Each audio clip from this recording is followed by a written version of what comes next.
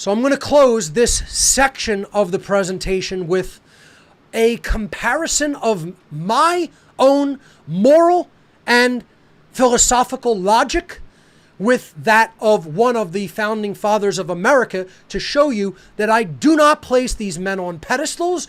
When they are wrong, I will say that they are wrong.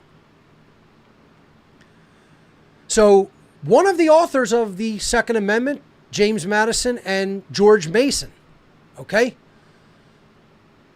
He said, if men were angels, and he was a federalist, meaning he believed in creating a strong federated government, meaning he believed in continuing the concept of authority. See, this is why people don't understand the Declaration of Independence.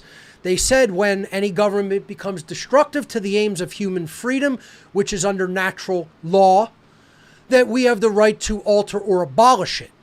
Even though it uses the word alter, it still claims we have the right to abolish it. I would just say we needed to take that a little bit further and say all government has always been destructive to our natural inherent rights and freedoms. Therefore, people who understand on its foundation it is a inherently immoral institution have always had the right naturally and inherently to abolish it. That's how I would have written the Declaration of Independence. And it would have said, I'm not your slave. You don't own me. I don't consent. You don't rule over me. You're not my authority. You're not God. There is only one authority anywhere in the multiverse, and that is the creator of the universe. And if you cannot prove that you are that force, you're not authority of anything. So, when that force presents itself to me in the flesh or in any other form, and I definitively know that it is that force, that's when I'll bend the knee and say, that's my authority. Unless someone can prove that, you're just a hooligan fucking thug claiming to own other people. And that makes you part of the satanic death cult. So, did the founding fathers understand the actual reality of natural law that we need to deeply understand in its fullness? No, they didn't. They were flawed human beings, just like a lot of listeners of this show that don't get it in its fullness. I'm trying to push everyone past them in consciousness and help them to understand natural law in its fullness. Because if you don't understand in its fullness, you know what happens? What we have now. That's what happened following the Declaration of Independence and the Constitution. That's why it didn't go far enough in its moral understanding and application. And neither did any of these men. They were the best we had in consciousness at the time. They were the best that we had in consciousness at the time. Was it the ultimate be-all and end-all in consciousness? No. Should they be put on pedestals and worshipped as gods? No. You know, this is the whole point of this. We can move past. They allowed us at their level of understanding to get to our level of understanding, which surpasses theirs. It's like somebody boosting someone up with holding their shoe and foot and boosting them up to a higher level than they're at, and then we can stand on their shoulders. It doesn't mean that they were perfect or should be worshipped as such. Get that straight about how I view these men and women.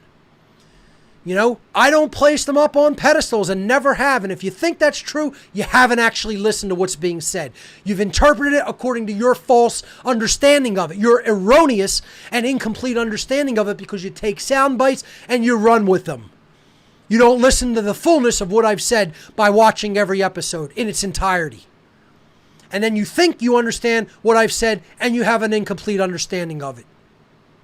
So, this is an example through James Madison of flawed moral and philosophical logic. He believed that government should be instituted as a societal institution because of this quote, because of this reason. This is his foundational worldview of why government is necessary. He says, if men were angels, no government would be necessary. That means for as long as men, meaning humanity, is not morally perfect, we have to institute government to punish these imperfect beings and create a society that is based on the belief in that authority. Nothing could be more untrue and dangerous. As much as I respect him for trying to create it in a limited capacity, it doesn't make a difference. You're wrong from a philosophical and moral foundation, from an axiomatic perspective anyway. Does it mean that I don't appreciate that people who were doing the best at their level of consciousness were doing what they were doing then? No, it doesn't mean that. It means I still appreciate their effort, because if they didn't make that effort and if they weren't willing to die to create that effort, we wouldn't even be able to have this discussion today. We'd be ruled by psychopathic kings and queens, even more so than we already are. And a lot of people don't understand that. That's why they shit on the foundations of America instead of understanding what they paved the way for as a potential future and as a promise in the future, for the future. Here's sound moral and philosophical logic coming from me. Not to put myself up on a pedestal either, but my understanding of natural law goes far beyond most of the founding fathers, with the possible exception of Thomas Paine, possibly even beyond his.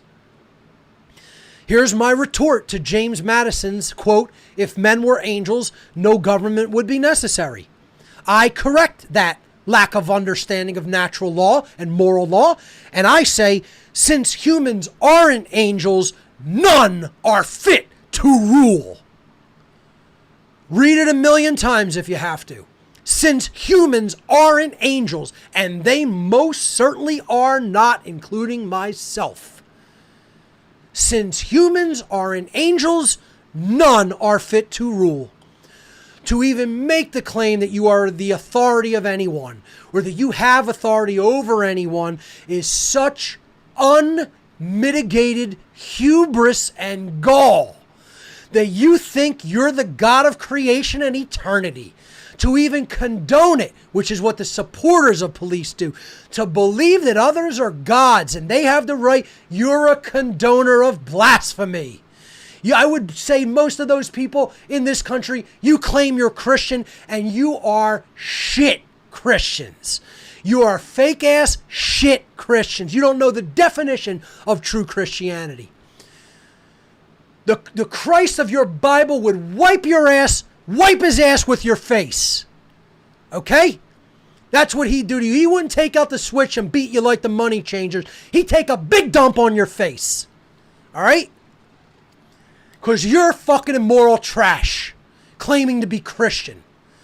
I take high offense to it, that other people would dare to say that they follow the teachings of Christ of the New Testament.